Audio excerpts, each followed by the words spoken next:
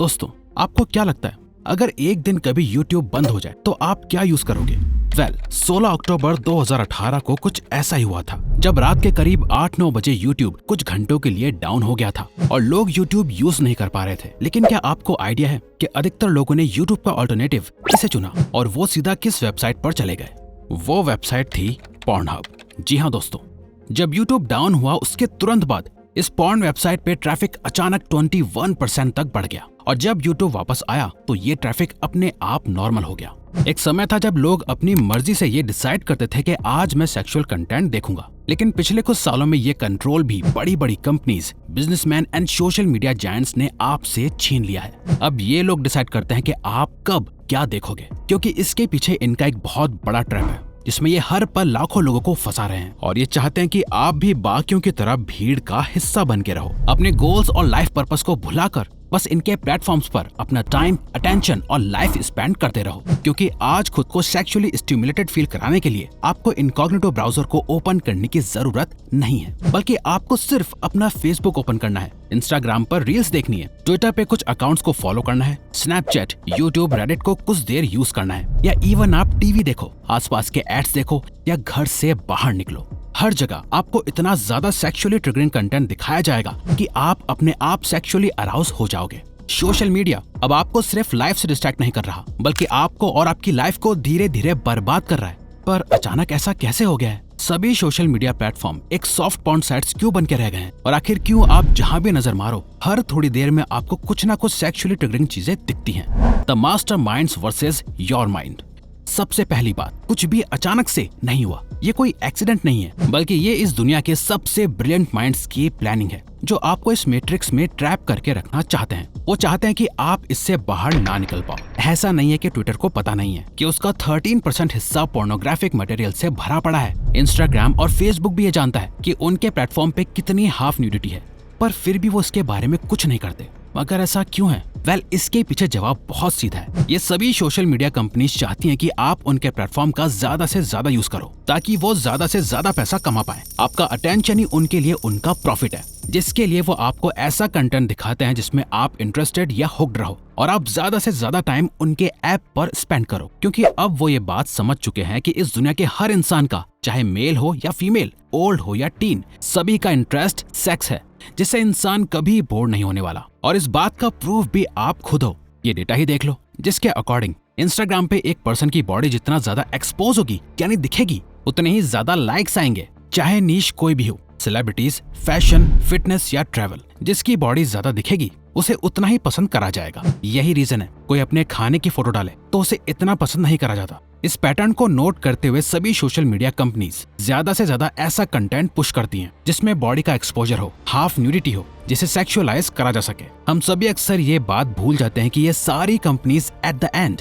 Businesses हैं जिनका ultimate goal है कुछ ना कुछ बेच के पैसा कमाना। आपने नेटफ्लिक्स की डॉक्यूमेंट्री सोशल डिलेमा देखी होगी। अगर नहीं देखी तो हम सजेस्ट करेंगे कि आप उसे जरूर देखें। उसमें एक डायलॉग है, when you are not paying for the product you are the product. जब आप किसी प्रोडक्ट के लिए पैसे पे नहीं कर रहे हो तो इसका मतलब आप खुद ही एक प्रोडक्ट हो, जहां आपको इस सेक्सुअल जाल में फंसा के किसी दूसरे बिजनेसेस को बेचा जाता है। इस जाल में आपका दिमाग रैशनल डिसीजन नहीं ले पाता। साइकोलॉजिस्ट्स एरियली एंड लोवेनस्टीन ने कुछ अंडरग्रेड स्टूडेंट्स पे एक एक्सपेरिमेंट कंडक्ट करा था, जहां सभी स्टूडेंट्स से कुछ क्वेश्चंस पूछे गए और फिर उन सभी स्टूडेंट्स को एक सेक्सुअल अराउज स्टेट में डाल दिया गया और उसके बाद उनसे सेम सवाल पूछे गए, जिसके रिजल्ट में सेक्सुअल अराउज स्टेट में उन सभी स्टूडेंट्स के आंसर्स पूरी तरह बदल गए, जो ये दिखाता है कि जब हम सेक्सुअली अराउज फील कर रहे होते हैं तो हमारे डिसीजंस बहुत अलग होने लगते हैं। और ये सारी सोशल मीडिया कंपनीज आपकी इसी वीकनेस का फायदा उठाती हैं। जो ट्रैफिक किसी पॉर्न वेबसाइट पे आता है वो धीरे धीरे यहाँ शिफ्ट हो रहा है और इन कंपनीज को इससे बहुत प्रॉफिट हो रहा है। और इसमें कोई शक नहीं है कि ये सभी कंपनीज अपने प्रॉफिट को बढ़ाने के लिए अपने प्लेटफॉर्म्स को और ज्यादा सेक्सुअलाइज करेंगी। द PMO,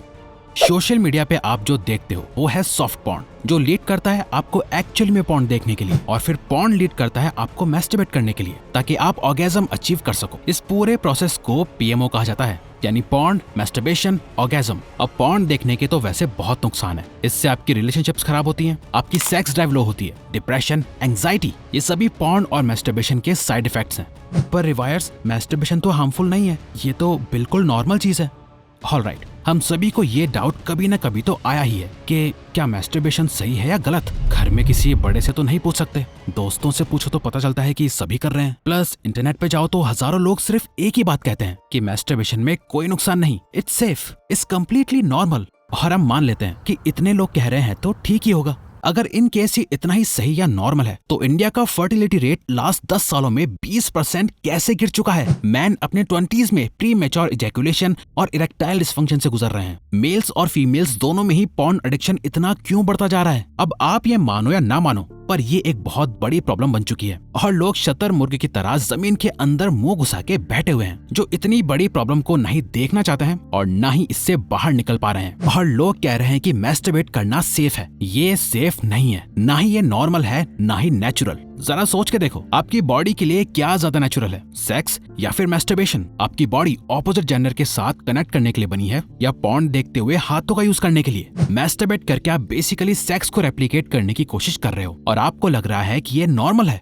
आपको फ्यूचर में इसका कोई प्राइस पे नहीं करना पड़ेगा। सीरियसली, ये आपको बहुत महंगा पड़ने वाला है। आइए जानते हैं ऐसा क्यों है। हम लोग जो कुछ भी कर रहे हैं उसके पीछे कहीं ना कहीं सिर्फ एक गोल है, वो है रिप्रोड्यूस करना। बायोलॉजिकली स्पीकिंग हम सभी दुनिया में सिर्फ 2 कामों के लिए आए हैं। पहला है सरवाइव, वही रोटी कपड़ा और मकान, और दूसरा है रिप्रोडक्शन। बट प्रॉब्लम यहाँ आती है कि जिन लोगों की सर्वाइवल की नीड ऑलरेडी पूरी हो चुकी है, जिन्हें खाना टाइम पर मिल जाता है, कपड़े की उनपे कोई कमी नहीं, सोने के लिए घर भी है, ऐसे लोग ही ज्यादातर पॉर्न और मैस्टरबेशन से एडिक्टेड होते हैं। आपको कभी कोई गरीब इंसान जिसको खाना तक नहीं मिल रहा, जिसके पास रहने के लिए घर नहीं है, जो अपने रोज के सर्वाइवल के लिए स्ट्रगल कर रहा है, वो कभी इन चीजों में अपना टाइम वेस्ट करता हुआ नहीं दिखेगा। उनकी सर्वाइवल की जरूरत तो पहले ही पूरी हो चुकी है, पर रिप्रोड्यूस करने की नीड को भी तो पूरा करना है ना, जिसे पूरा करने के लिए उनके पास इंटरनेट, डिवाइस और अनगिनत हॉट मॉडल्स और सेलेब्स हैं, जहां वो पॉर्न, हॉट इमेजेस और वीडियोस को देखकर अपने ब्रेन को एक सिमुलेशन में डाल देते हैं। नाउ इस सिमुलेशन से बाहर आने के लिए और अपने पॉर्न और मैस्टरबेशन के एडिक्शन को हमेशा के लिए खत्म करने के लिए आपको कुछ प्रैक्टिकल स्टेप्स लेने होंगे, और वो प्रैक्टिकल स्टेप्स और सॉल्यूशंस अब हम आपको बताने जा रहे हैं। You can win this war. सबसे पहले ये सोचो कि आज से और अभी से मैं 1% भी इन चीजों से जुड़ा नहीं रहूंगा। अब से हमेशा के लिए मैं इन चीजों से दूर हो रहा हूँ। मैं उस जाल में नहीं फंसने वाला जिसमें आज की पूरी जनरेशन, बड़े बूढ़े बच्चे सब फंसे हुए हैं। मैं इस ट्रैप से बाहर निकलूंगा। अब इसके बाद अपने फोन से सभी हॉट मॉडल्स, एक्ट्रेसेस, सेलेब्स और इन्फ्लुएंसर्स या कोई भी ऐसा पर्सन है जिससे आप 1% भी सेक्सुअली अट्रैक्ट होते हो, तो उन सभी को अनफॉलो कर दो। और हर उस पेज को जो आपको ऐसा कंटेंट दिखाता है, Instagram, Snapchat, Telegram, social media या ब्राउजर ऐप, हर जगह से इन सभी चीजों का एक्सेस बंद कर दो। नेक्स्ट, आपके पास जितना भी पॉर्न मटेरियल सेव्ड है, चाहे फोन में या पीसी में, उसे अभी के अभी डिलीट कर दो। अब आपको उसे डिलीट करने में अभी प्रॉब्लम होगी क्योंकि आपने कई लंबे समय में ये कलेक्शन बनाया है। पर याद रखो, अगर तुम्हारा ये कलेक्शन कभी किसी के हाथ लग गया या किसी ने देख लिया तो उस समय तुम्हारी क्या हालत होगी। तो अभी वो सारा कंटेंट डिलीट करना उस फीलिंग से लाख गुना अच्छा है। दोस्तों, ये प्रॉब्लम बहुत बड़ी है पर सोल्यूशन बहुत छोटा सा है, और वो है ऐसी चीजों से दूर रहो और एक ऐसी लाइफ जो जहाँ पर आपका गोल सेक्स, लड़कियां या डर्टी सेक्सुअल डिजायर्स को पूरा करना है ही नहीं, बल्कि इन छोटी और गिरी हुई चीजों से बहुत बड़ा है। ये बड़ी बड़ी कंपनीज और सिस्टम्स बाकी लोगों की तरह आपको भी एवरेज और मीडियोकर बनाकर कंट्रोल करना चाहते हैं। आप प्लीज इस स्टेप से बाहर निकलो और सिर्फ वो काम करो जिसके लिए आपने जन्म लिया है। तो अगर आपको ये वीडियो अच्छी लगी तो वीडियो को लाइक और चैनल को सब्सक्राइब करके हमें सपोर्ट करो और बेल नोटिफिकेशन ऑन कर लीजिएगा ताकि आप आने वाली वीडियोस मिस ना कर पाओ। Thank you for watching.